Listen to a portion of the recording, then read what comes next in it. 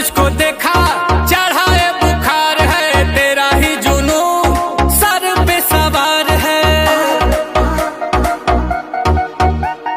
Body तेरी butter hair skin है, मेरे लिए बोलो क्या सिग्नल ग्रीन है। दिलावा के खाली बाटे रूम, मन करे फोटो ली चूम चूम कके झूम झूम कके झूम झूम कके झूम झूम कके झूम हो कके झूम झूम कके झूम झूम कके झूम झूम कके झूम।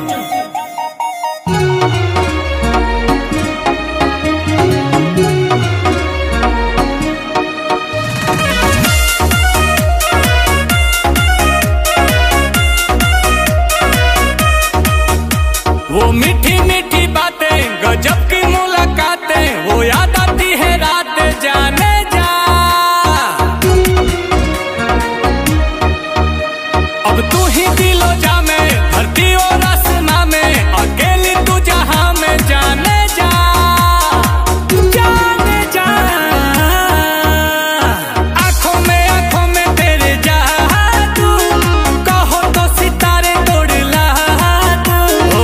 देखो ही में लागेलू मासूम, तोहरे ला करतानी हूम हूम कके झूम झूम कके झूम झूम। तहर फोटो हम देखी कके झूम ता जला झूम झूम जला झूम झूम, तके देखिए के मन जला झूम।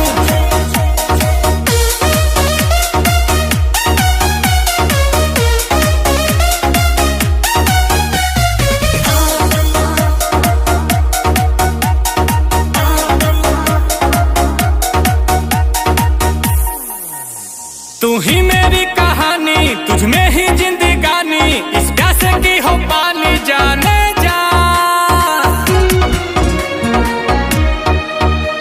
ये दिल तेरा दीवाना, तू मेरा ही ठिकाना, मौसम है आशिकाना जाने जा जाने जा। सांसों में तू बसी है, लबों पे मेरे तू ही हंसी है। गुची के लगा के परफ्यूम, फिगर ब्लास्ट करे बूम बूम।